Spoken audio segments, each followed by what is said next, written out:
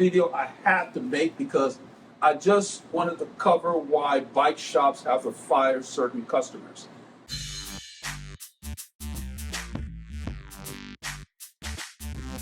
Just got off from a text message with a customer that had come in the past and was threatening to take the bike somewhere else because he wanted free warranty on a 90-day sealant that had sat in his tire and dried up. And so let's start with the history here, because those of you who have tubeless tires, depending on where you live, I'm not sure if it varies that much with the brands, but the sealant doesn't last forever. If you put it in there, especially here in Texas, it's been hot, it's gonna dry up. So you have to refresh your sealant periodically. That's all tubeless tires. So this customer had come in May of this year, May 18th of 19. I actually ended up looking up the customer's invoice. And when the customer came to the store, the impression that I got made me keep notes. I always keep notes on my customers. Sometimes mental, sometimes I put it in their profile when I enter the invoices in QuickBooks. But this particular customer drove up in a Cybertruck, and he pulled into the driveway, blocking the driveway so that nobody else coming could get through. That was my first impression. I was like, same kind of entitled, but they didn't want to pass judgment. He got his bike out of the Cybertruck, he brought it in. It was one of these specialized S-Works that had a motor in there. The motor was grinding. Of course, he had called before he showed up, and I made it clear, I don't refurb motors here. He had found a place in Tennessee that would refurb for him, and he just wanted me to take the motor out. And he said, well, since the bike is here, can you do a tune-up on the bike?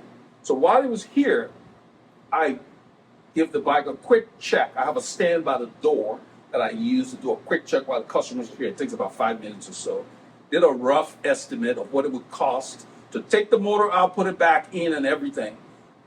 He wanted to round down my estimate. That was my first little thing. She said, let's say the estimate was like 418. He said, oh, how about we just make it 400? So I said, how about we make it 450? And I told him, in fact, regardless of what it is just an estimate. If I find other things, I will be calling you so you can approve or deny whether you want the service done. I get that a lot from customers that come from Asia, India, and so from, within Asia, they're used to that. And that's their thing. I don't participate in that, okay? When I go to Walmart to buy groceries, I don't haggle with the checkout. I just pay what's on there. Okay, I'm sure you guys do the same. And my attitude was, I bet you he didn't haggle with Tesla when he bought that Cybertruck. It was one of the early foundation models.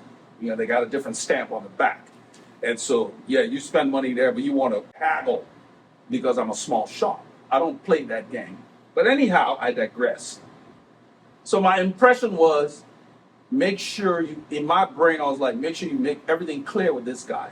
He's one of these riders that is not, how can I say, he's not necessarily an avid rider. He rides from time to time, but he must have the best. So he buys like the most expensive of everything, which is fine. Obviously he has the means, which is why today's conversation kind of rubbed me the wrong way, because he's not broke, but it's a choice. He doesn't want to pay me, but he'd much rather pay someone else. We'll get to that point in a little bit. So before he left, I made it clear. He said his tires were not holding air, and I could tell that he was running a tubeless system. He was not sure whether he had a tubeless system or not. I looked at it, and just from the valve, you can tell. I told him, here's what we're going to do. The estimate includes me opening up your system to make sure that the tape is good, that you don't have any issues with your tape. And then I'm going to clean all the old sealant and I'm going to refresh it, which is what I did. Everything was great. The bike sat in the shop here for almost 3 weeks because the motor took 2 weeks to get refurbed, and then the shipping time, so about almost a month. In that time, I refreshed it, I added sealant, I hung it up. I wanted to make sure that it held air, which it does, but it's not going to hold air for 30 days. So you do have to add air to it. You guys know that. Anyway, when he picked up the bike, it was like mid-May. I explained to him that the warranty we provide is 30 days on our work. It does not cover the motor that you sent over there and came back. I did not even check to make sure it was working or whatever, because I made it clear when he dropped it off, I was just going to disconnect everything, send it to them, and they were going to send it back. But everything worked. You know, everything was fine. The shop, I researched the shop before I decided to agree, because he found the shop.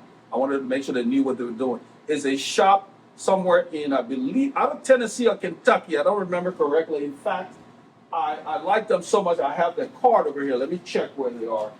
I don't see it on the card, but it says bike motor repair.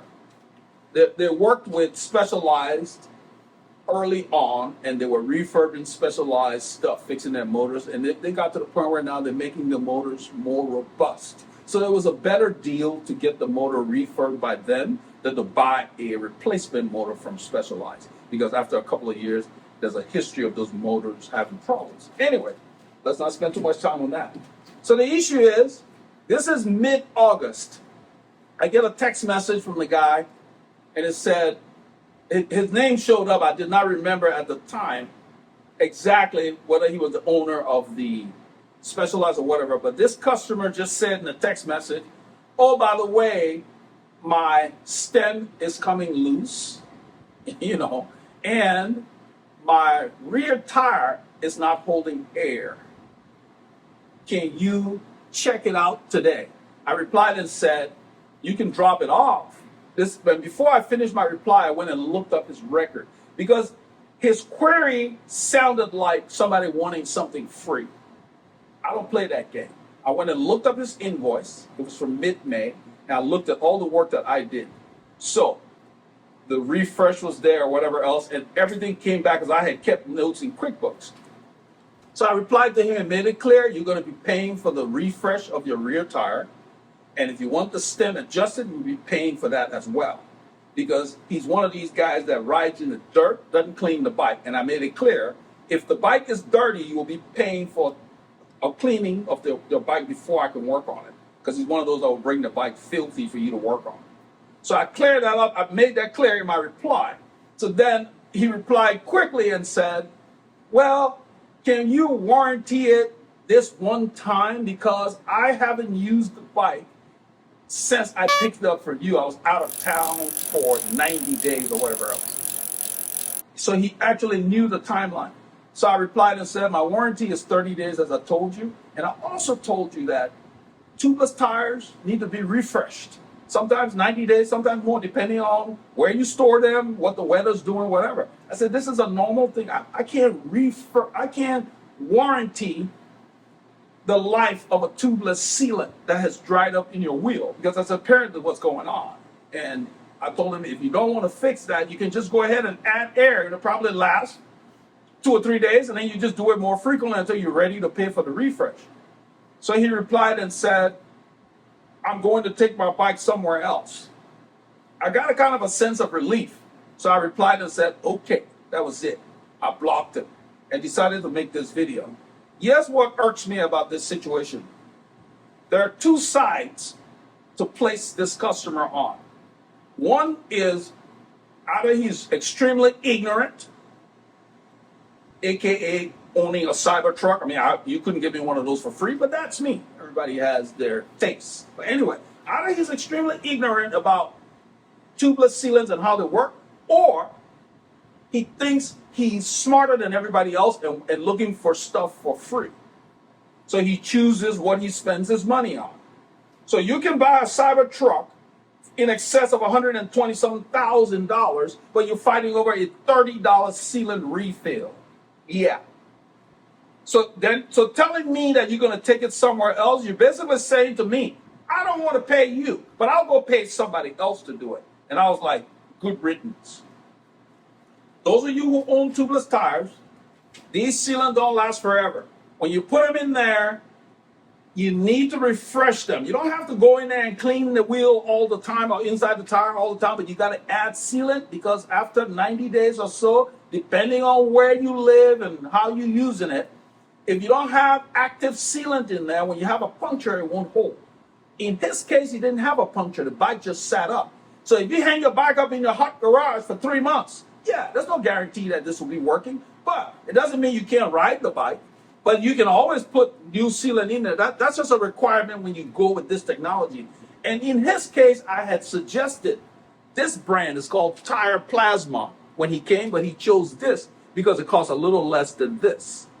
Now, doesn't mean that Stan's is bad. This one has more stuff in there, more grit. So I figured, you're riding a mountain bike, you got a 29er wheel on there, stick this in there. You know, he ignored my recommendation. But I don't believe that this would have made that much of a difference. But customers like those, I don't care to deal with. It's an insult to my intelligence and to my skill if you're not willing to pay me for what I do. Those of you who have regular jobs, if you're being underpaid by your employer, shop the market and jump ship. Time is all you have. Don't let anybody pay you less than what you deserve or what the market calls for. Him telling me he's going to take it to someone else basically told me, I don't want to pay you, I'm going to pay this other guy. It doesn't change the fact that 90 days later or 60 days later or 120 days later, he's going to need a refresh. So my thing was, good riddance. He's been blocked. He's in the system. He's flagged. He will never get any service here again because I don't have time to deal with toxic customers. That's just life. And it's the same way I treat the guy who works on my car. I don't go in there saying, oh, you did an oil change and it's been 6 months and the oil is dirty, so you need to warranty my oil. You know, it's time to pay the man for a new oil change. So I'm not bitter or anything. I just wanted to share this with you. So this is why some shops would either charge you like you come in for something minor and they charge you an exorbitant price just to get rid of you. We call it the I don't want to do it price. You might get that sometimes.